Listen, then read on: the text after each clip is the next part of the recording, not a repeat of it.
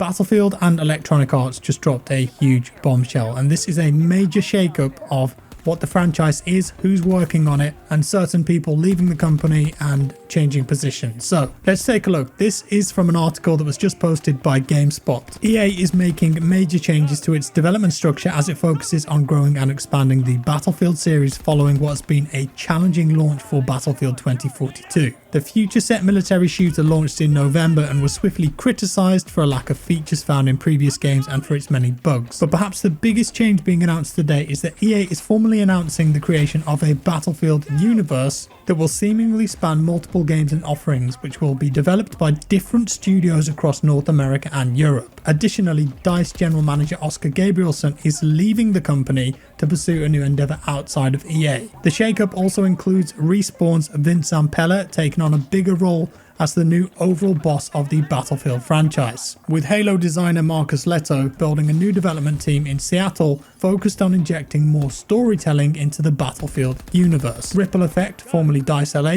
they're the developers of Battlefield 2042's Portal mode. They're developing a new Battlefield experience in the 2042 universe. No further information on what that is. In the immediate future, EA told GameSpot that DICE, Ripple Effect and Leto's new Seattle studio will work together to expand upon and improve BF 2042. The other Battlefield games and experiences in the work are meant to serve as extensions to a degree of the new universe that EA is trying to create. There are no specifics available yet about the new games and experiences that EA intends to create or what they will release as of yet. As for Leto, the man who designed Master Chief and played a major role in making Halo what it is today, he's heading up a new unnamed studio in the Seattle area. It will collaborate with DICE and Ripple Effect with the aim of expanding the narrative, storytelling and character development opportunities in the Battlefield series. There's no word yet on what this means in terms of products or strategy, but this is a major deal for the franchise. Byron Bede, who used to work on Call of Duty, said that Leto and his team in Seattle will expand the 2042 narrative across a variety of experiences. These will lay the foundation for storytelling opportunities now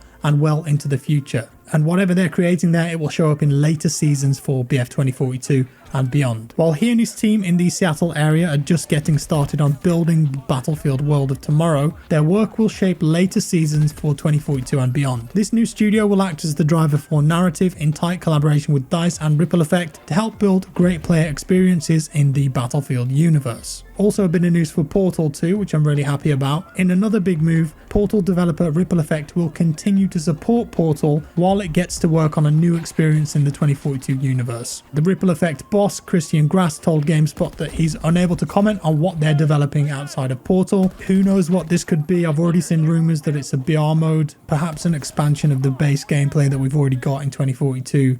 As for Vince Zampella, storied history in the gaming industry, worked on COD, founded Respawn, Titanfall, Jedi Fallen Order, Apex Legends. EA have said that they think he's the right person to lead the Battlefield franchise into the future. This is a quote from the article here. "We're bringing one of the most influential and talented individuals in entertainment to a franchise that's ready to be unleashed into a modern era of gaming. It's an extraordinary inflection point in game history. His ability to lead studios and bring developers together so they can create world-class experiences is unmatched." EA is saying that they believe that this is the right team to help the Battlefield franchise grow. There's a couple of quotes from Zampella here too. "EA plans to grow significantly in terms of the number of developers working on the Battlefield franchise across the company," and he called on developers to look at EA's open positions and consider putting in an application. Zampella added that they're building a connected universe. This is an "and" strategy in many ways. "We will continue to evolve and grow Battlefield 2042, and we'll explore new kinds of experiences and business models along the way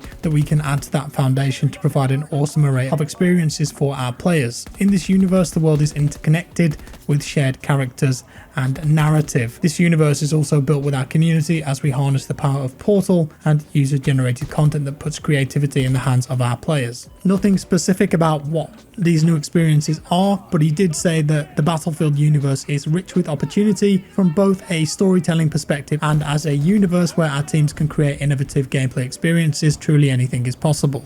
EA CEO Andrew Wilson said the company may eventually develop a free-to-play Battlefield game, and while Vince Zampella stopped short of confirming this, he did say the company is exploring every possibility as it looks to grow Battlefield to help reach its full potential. So there's a long-term plan to support Battlefield going forward. But the first job, they say, is to support Battlefield 2042 and expand it through its live service offering. From the foundation, our teams will create new experiences that expand the Battlefield universe, so I wouldn't say there's a cadence or deadline. We need to do what's right for our players and our game. And with that news of Oscar Gabrielson leaving as general manager, he's going to be replaced by Rebecca Kutaz, and they were the former studio director at Ubisoft Annecy. Gabriel's going to stay on for the rest of the year to help with that transition, and then he'll leave to start a new adventure. So this is a bit of a response, I think, from EA to how bad the launch of the game went. There was a big patch today, over 150 fixes. I haven't really had a chance to play it, to be honest, but I know that it did break a few things like the mouse movement, so pretty unacceptable. When a patch comes out, you expect it to just be good stuff, but then I think almost every PC player couldn't use their mouse to some degree. For some people, resetting keybinds helped fix that. For others like myself, I had to delete my Battlefield document folder and have the game make a new config for when I could use the mouse again. I'll give the new patch a proper test tomorrow, maybe fire up a live stream or a new video. So back in regards of fixing 2042, Laura Miele, who is EA's CFO, added, "We're lucky to have such passionate fans, and I'm confident we will continue to do everything we can to meet their expectations. We believe in 2042 as it is the cornerstone for the future as we begin to expand the universe. As a whole, we are all in on Battlefield. It's one of the most important and valuable franchises in the industry. Collectively, we're out to unlock its enormous potential." So there's a huge commitment to Battlefield here, and I don't know if this was already planned, but a lot of people will see this as a response to the launch of 2042 and how that's gone down. The Seattle studio, for example, they announced that that was opening a couple months ago, but there's definitely been a change in leadership here, and who knows, this could have been planned all along, but it could be because of what's happened. As for expanding the universe though, I'm all in on that. I'm really interested to see where they take this. What are these new game modes that are being built? What are these new experiences with narrative? Are we going to get single player back? Is there going to be a battle royale game? Are they going to expand on Hazard Zone? Will they make 2042 free to play, or will there be a new Battlefield game that's free to play? What new things will come to Portal? Lots of question marks here, but this is definitely a statement from EA to say we're committed to fixing 2042 and also look at all this other stuff we're doing for the franchise. Whether it turns out okay, that remains to be seen, of course. A lot of people have been burnt by 2042. DICE have definitely lost a lot of trust now. It's obvious the game shouldn't have been released in the state that it was, but the future could be bright. At least we've got something here, and it appears that there is a big commitment, but I'm definitely looking forward to some more announcements in the future. It's pretty expansive, pretty big deal this. Who knows where it will end up. I'm just glad that they're committed to actually improving 2042 rather than just leaving it, because I think a lot of people assume that that's what would happen here, but I would expect some of those missing features from previous games to be added back into 2042. Maybe some kind of rejig of the class system. I don't know. I just want to add to this here because I feel like most core Battlefield fans just want a decent Battlefield game that keeps its identity, and I'm not entirely sure that narrative is as important as what's being portrayed here. New experiences in the game, I'm all in for that, but I'm much more interested in the narrative of the gameplay. Yes, story and narrative will help build a connection with the players, and it helps for stuff like selling MTX and new characters and world building, getting your players to care about the world, but you've got to nail the fundamentals of Battlefield first before you start getting into that.